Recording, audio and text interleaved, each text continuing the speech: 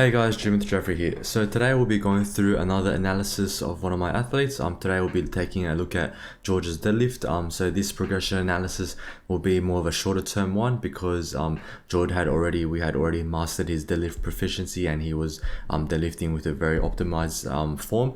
But unfortunately, so this block was after a COVID lockdown where unfortunately George couldn't train for a period of time. So I believe it was about a 3 to 4 week hiatus where he wasn't able to train, and so when we came back from that block when we came back from that hiatus and we started our new block, we did have to take some time in order to clean up his deadlift, to optimize his form and to address some of the issues that had creeped back in due to the hiatus. So this will be a bit of a shorter deadlift progression, which because George already has a bit of a movement proficiency in his system, in his nervous system that has been optimized, but we just need to bring that out again. So I'll play his deadlift for you guys in real time here so you can take a look. As you can see, he from his initial position, he starts quite horizontal and then he utilizes that wedge in order to get his body into position. So he's already, from that first week, from his first session, you can see he's already applying principles that we previously worked on in order to optimize his deadlift and master that form. But unfortunately, there's just a few things that we need to clean up. So I want to bring a couple of things to you guys' attention. First thing would be his initial hinge. So this is the position that he gets into after he performs his hip hinge. You guys can probably observe that his torso angle is quite horizontal with that floor, and what that immediately tells us is that if this was his starting position, that he would break the floor off, or that stress would immediately go to his lower back and he'd be pulling with his back. So this definitely isn't an optimal position to be pulling from. Now, however, if we play the footage on a bit, you guys can actually see that to break the lift, this is George's starting position. He actually wedges his hips down and wedges himself in order to achieve a more upright torso and a better torso angle to perform the lift from. However, the problem with this wedge is that he's applied pressure into his heel. He's applied pressure in a posterior direction instead of going straight down. And how I'm able to see that is because if we take a look at the barbell in comparison to the rest of his body, you'll see that the barbell isn't tracking through the midline of his body. It's tracking in front of his shoulder joint. Now, theoretically, depending on a lot of lifters' torso angles and torso lengths, but it may differ to a certain degree or to a small degree. But theoretically, that barbell, in order for that barbell to track over the midline of his body, it should be it should track vertically in line with his armpit. So right here, if I was to draw a theoretical vertical line down, this should be where the barbell sits, not here. So you see that because that barbell is sitting in front of his shoulder joint, that's telling me that he's wedged in a posterior direction and applied force towards his heels, and it's put him out of position. Now, the second thing that another thing that I want to bring back, take a step back, is that initial hip hinge. Now, so this is the position that George gets into from his initial hip hinge. Now, despite that fact that, yes, through his wedge, he is able to get into a much more optimal position, the fact that because this is essentially step position 1, and this is position 1.5, his starting position 1.5. Even though it's not a big problem, it's the fact that he's introduced another variable, the fact that he has to now perform an additional step in order to get his torso into the right angle. This is just increasing too many variables and increasing the risk or the opportunity to the opportunity to muck up, or not really muck up, but to not have his initial position optimized. Because essentially what I'm trying to say is the less variables that may go wrong, and the more things that we can streamline and the more things that we can keep in check, the more likely is that the lift will be performed in a more optimized sense and in the most efficient sense. So I'll play the lift once again for you guys in fast time. You guys can see that because of that wedge in a posterior sense and playing force, he's less snappy off the floor than what he used to be. So he's not, obviously from the get-go we can see that he's not in the best position, and then that's subsequently affected the rest of his lift. In regards to his torso angle, he's kept that torso angle quite controlled throughout the lift. You guys can see if I play here that he isn't pulling with his back. His leg drive off the floor very nicely. He's applied hip thrust through that lockout, so that's not an issue there. So the main thing that we need to be working on would be his initial hip hinge position and the direction, the posterior direction which he applies force into. So here we've got George's deadlift from week 2, the second week of the block. We've implemented a few form cues and a few changes that I really wanted to draw with him, a few things to pay attention to. I'll play it in real time for you guys just so you can have a comparison.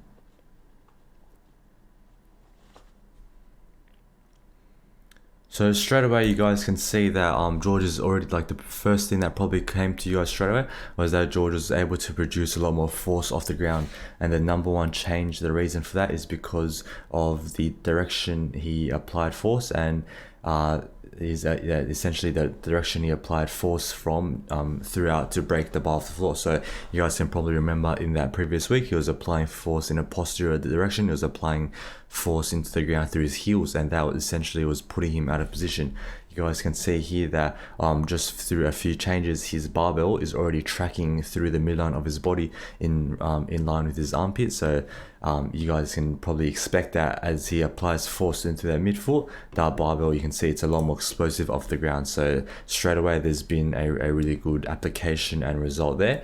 And then another reason for that change of being able to generate more force off the ground will be that initial hinge. So you can see from his initial starting position, when he hinges into position, he's placed himself around the barbell instead of in previous weeks where he essentially moved the barbell around him. He moved himself around the barbell so that it sits in line with vertically alignment with his armpit, and essentially he's able to generate a lot more force. So that area has essentially been cleaned up. There's obviously still a fair way to go, but straight away you can see that there's already progress being made, and it's very important to remember during form changes and during application that these changes and these corrections don't happen overnight. They do take time, but with time usually it will come together eventually. So another thing that I want to bring to you guys' attention is the application of the slack pull. Now in the previous week there wasn't much of a slack pull, if any at all. It's probably just something that it wasn't crucial that we mastered in the first week because it was all about learning the movement pattern. Like the slack pull, with George's ability, like he has quite a good understanding of the fundamentals of the deadlift, of how his body is meant to move and how his body is meant to react. He's able to rectify and self-correct quite well. So not performing the slack pull wasn't like a detrimental, or didn't have that big of an impact that like we needed to stop his deadlift last week. But you can see that I reminded him of that slack pull that we needed to be doing, and so you can see he's tried application this time. We can see here he's performed essentially a few tugs of the bar in order to take out that slack. But I'll play it again for you guys. You see there, he's performed a few tugs to take slack out of the bar, just to get himself into the groove. But the biggest mistake here was that after each tug, the tension generator was released. Essentially, I've covered this in another video, but essentially after each slack pull, after he takes the slack out of the bar, he releases it, and after that last tug where he then wedges and sets himself into position, that's released once again. So essentially that slack pull has been negated. So that's something that we also needed to work on for future sessions. So this is the next week of George's deadlifts. So when I play the footage for you guys, there are a couple of things that I want you to focus your attention on, specifically his slack pull and the that direction of force being applied. So in terms of the slack pull, you guys can see that this week George really focused on holding that endpoint. So you guys can see that his slack pull, was so forceful that the plate actually came off the ground right there, and then he holds that end position, and then he wedges down and by applying force, and then so that slack pull has really helped him to perform that deadlift without any sudden jerky movements. So you can see that he's on track with the timing where the slack pull is being held, and then after the slack pull he's wedging into position, but there is a somewhat of a gap between that slack pull and that wedge, which normally isn't a problem, but over time with more proficiency it will become a lot smoother. So essentially it will be sort of done in one motion, one after the other, and that just helps him from like getting fatigued from holding too long a slack pull. So that's a small problem that we're not really fussed about, but over time you guys will see in following weeks that he'll definitely get better with that. Now the second thing that I wanted to focus on is the direction of his wedge. So in that first pull, you guys can see that he actually applied, we went back, as we took a step back, and he applied too much force through his heels, and he actually over wedged. You see that from this starting position, that barbell was in front of that armpit. So, but then the surprising thing is, or not really surprising, but the interesting thing is on the second rep, George was able to correct. He realized what happened. He was able to sense it with his body, and so on that second rep, from breaking off the floor, it's noticeably further back and more in tracking in line with through that center of his body, and he was essentially able to correct on that second rep. So in the following weeks of George's deadlifts, you guys can see, and what we saw was that there was a big improvement in terms of his form and in his proficiency. So I'll play this in real time for you guys. Hopefully you guys can see straight away that there was like things just came together. That was the week that it really clicked for us, and I'll break down specifically what's happened. So in terms of his starting position, you guys can see straight away that his hip hinge has changed. The position that George hinges down into is considerably different to how he used to hip hinge. So you guys can probably remember in the first couple of weeks, after he hip hinged into position, his first hip hinge position, his torso was quite horizontal with the floor, and as a result of that, he had to then adjust his position and then get into the correct position, and that just introduced too many variables, and that would distract him from the key elements of the lift. So in this week, we really drew that initial hip hinge, and you can see that it's paid off greatly. So from his hip hinge, he get the initial position which he gets into straight away. It's much more optimized than his horizontal position, and so as a result, from this position, he can perform the lift straight away. There's not another element that he has to add. So if we break down his position here, you can see barbell perfectly in line with the armpit, so tracking through that midpoint of the body very well. Torso is flat and in a very controlled setting. The ankle is also it's angled very well. It's quite upright, but it's not too upright but not too horizontal. So essentially this is essentially the perfect initial deadlift position. Now the next thing that I want to bring to your attention is his slack pull. You guys can see here that there's, I'll play slowly, but right there, beautiful, right there. You guys can see that there's a very evident, this is probably one of the most evident slack pulls I've ever seen. With his body, you see that there's an upwards raise. An upwards raise of that body during the slack pull, and then a wedge. So initial hinge and slack pull, not a problem there. We've really locked it down. But then the next thing that we need to focus on, or the next thing that there's a bit of improvement still to be made, is his wedge, where he wedges in too forcefully, and you see that from that initial break, his hip actually pops up a bit. So after he wedges, so slack pull done, now he's gonna wedge in. He wedges in, he's wedged in, and now from the initial pull, you see his hip shoots a little bit. That's just due to a lack of tightness and a lack of tension building in that bottom position. But overall, this is like that's not a big issue. Overall, the deadlift has come together so well this week, where just like that slack pull and that initial hinge into position, really beautiful and really what we were after.